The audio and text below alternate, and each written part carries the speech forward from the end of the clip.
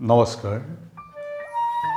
কবিতাৰ শিৰোনাম কবিকণ্ঠ, কবি অৱনী চক্ৰৱৰ্তী। তোমাৰ মজিয়াত তুমি থাকিব পাৰিলানে? কথা ক'ব পাৰিলানে? তুমি থাকিব পাৰিলানে? প্ৰতিটো নজন্ম শিশুকেই বেছি তুমি বাৰু কেনেকৈ টেলিভিছনৰ ৰঙীন নিচাত মাতাল হোৱা? মধু বিচাৰো গ্ৰহান্তৰৰ বতৰা, পৃথিৱীখন কৰিব খোজো হাতৰ তলুৱা। গ্ৰহবোৰ মৰমৰ জৰিৰে বান্ধি উমলিব খোজো। তাৰ আগতে লাগে মোক পিয়াহৰ পানী, ভোকৰ ভাত, ৰাতিৰ আশ্ৰয় আৰু উশাহৰ অম্লজান।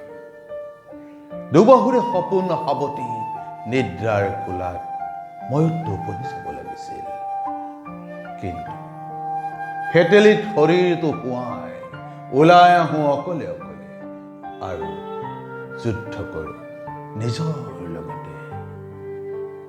যেতিয়া বহু জাতিক নিগমৰ নলীয়েদি নিৰ্গত হোৱা দেখোঁ বিষবাষ্প, উদ্গিৰণত ভূপাল হয় ভয়ংকৰ হিৰোচিমা। কলৈ ঢাপলি মেলিবা? ক'ত গঢ়িবা তোমাৰ সপোন? অমলাবা এমাদিমা দক্ষিণ প্ৰশান্তত চলাই আণৱিক বিস্ফোৰণৰ পৰীক্ষা। চুবুৰীয়াই আধুনিক অস্ত্ৰ কিনাৰ আয়োজন দেখি তুমিও তোমাৰ এটা অস্ত্ৰাগাৰ সাজা। দুয়ো হাতে বাঘনক পিন্ধি মই কেনেকৈ ৰেগেনৰ মাতে যেন আণৱিক দাঁতে সপোনতো অট্টহাসি মাৰে। কণ্ঠ বুলিলেই স্বাধীনতা, ভৰি বুলিলে পথৰ নক্সা অঁকা, চকু বুলিলে প্ৰত্যক্ষ কৰা সমস্ত পৃথিৱী। আমি গৰাখহা মাজুলীতে সপোন দেখো, ভাতৰ কাঁহীৰ বাবে, মুখৰ মাতৰ বাবে, এটুকুৰা মজিয়াৰ বাবে ইজনে সিজনৰ নেৰু টিপি মৰো।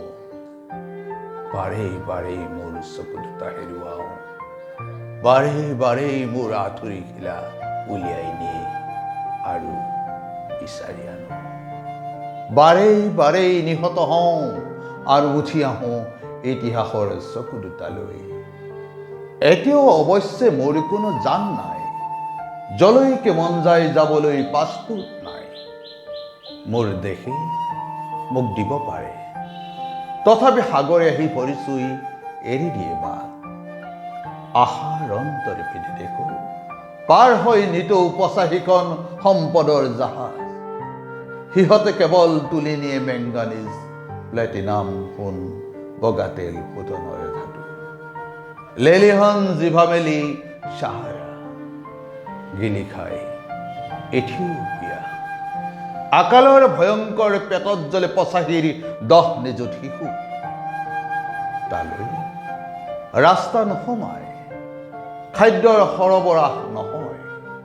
ৰঙৰ পাৰ্থক্য আছে বাবে শান্তিৰ নোবেল বঁটা সাৱটি তুমি পাৰিবানে মাতৃ? এনাৰ্জি বিস্কুট যাচি সেইবোৰ শিশুক নিচুকাব? মৰমৰ পোহৰৰ জুইৰে কেৱল তুমি পাৰিবানে জ্বলাব আফ্ৰিকা?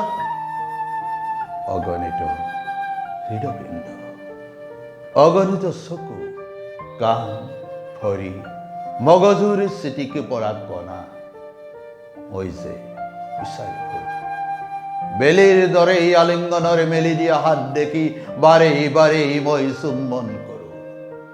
মই যে মানুহ, অমৃতৰ সন্তান, পৃথিৱীৰ সকলো নজন্মা কবিৰ আয়ুৰে মই আয়ুষ্মান।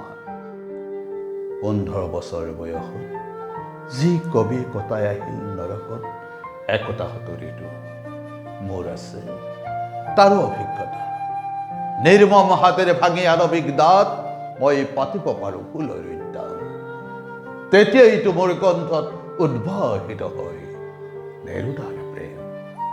স্পৰ্শ কৰোঁ লুৰকাৰ সেউজীয়া, নাজিমৰ পোহৰেৰে পৃথিৱীত অভিষিক্ত হওঁ।